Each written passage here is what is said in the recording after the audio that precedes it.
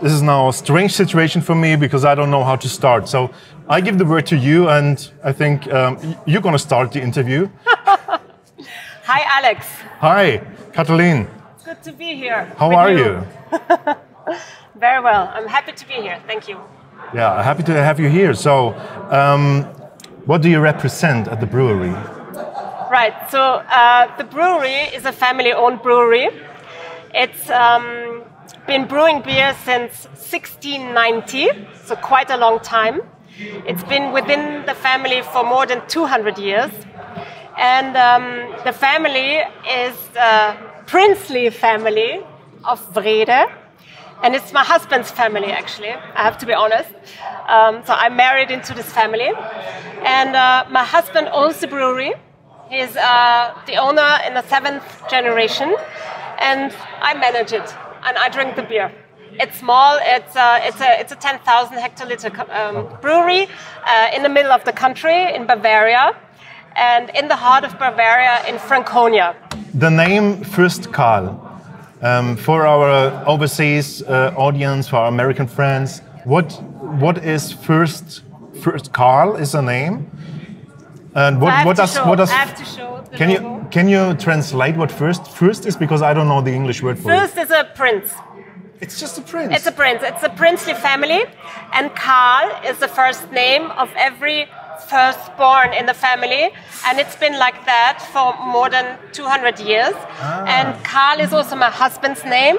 He's the owner of the brewery, and the person here on the logo was the Prince Carl, who actually received the brewery together with the castle in the year 1815. And that's why he's on our logo. So we have very classic beers. Yeah. We have lagers. We have filtered and unfiltered lagers. And then we try to be a little bit more creative, you know, in our sense or our range of creativity. Yeah. And so we do a Franconian interpretation of an ale, for example, of a Pils, where we do dry hopping, and we play a little bit with the hops from the region. We are very lucky. We are in a small town called Ellingen. It's 4,000 inhabitants, but we have our own hop, which is great. Yeah, and we even have 3 different hops. And one of the hops we have is called Gold, Hallertauer Gold, which is also in this unfiltered lager. And it's part of the, in Germany you say, Saazer Formenkreis, which is the hop that was used for the traditional Pilsner, you know, in the Czech Republic in the 19th century. And we have this kind of hop in our town, in Ellingen, where the brewery is. And we're very lucky to be able to use that in our beers, and so especially this one. So you really have your own hop farmer there? Or is it? We have hop farmers, yes, and one of the hop farmers is even a brewer within our brewery. He's been with us for 45 years almost. Wow. Yeah, that's pretty cool. Wow, nice. Very lucky. Yeah. Cool. I always love to hear about these, these traditional settings, because that's where we all can be proud of here when we're talking about German beers. So, okay, let's open the can and let's give it a try.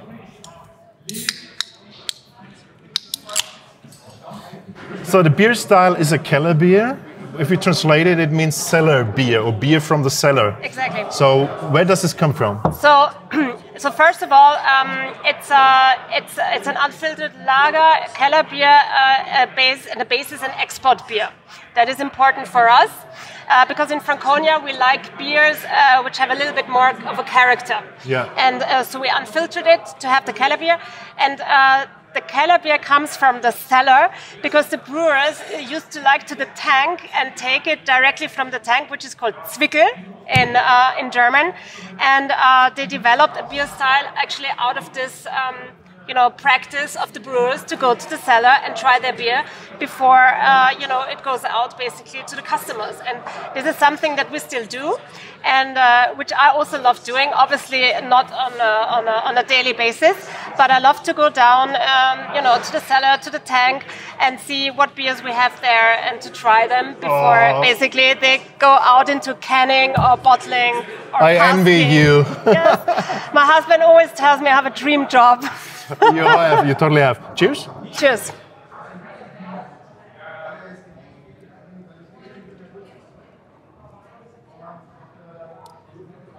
Wow, interesting.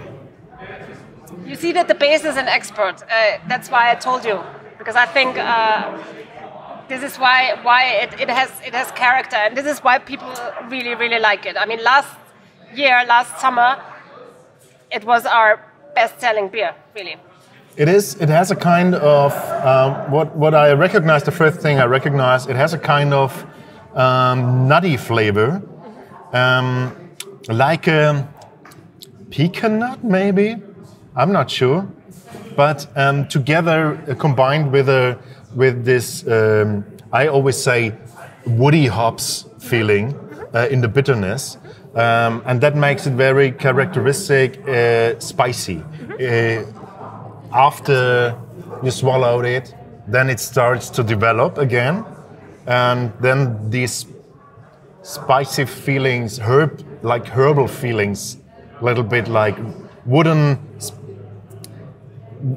dark spicy feelings. You know what I mean? Sounds pretty funky.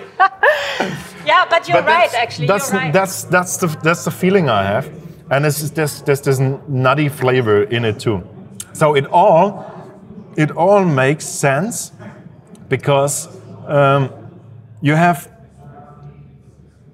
a beer with a strong character. And what I like about the description of the pecan nut is it sounds much nicer than if you called it a sweet toffee, because you don't have this kind of sweetness in the beer.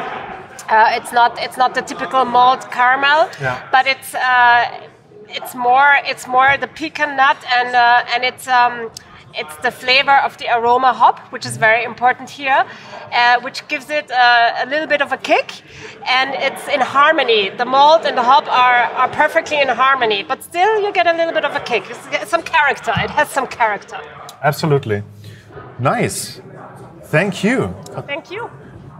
It's one of these dangerous beers for me because I could drink half a liter and another half a liter, and it's really dangerous because it's a beer you want to drink with friends and acquaintances, and it's just that kind of fire beer. Yes. A fest beer. Barbecue. Also. Yeah. Many reasons to get together. Oh, to drink. barbecue. Maybe a barbecue. And you know what perfectly fits with this beer? Ribs. Yes. Ribs are totally fine and good with this beer. Yeah, ribs. And maybe absolutely. You can do a sauce to go with the ribs and put a little bit of beer in the sauce, you know. Yes! Now I'm hungry. You have the woody character then. Yeah. Now I'm hungry. Okay, nice one.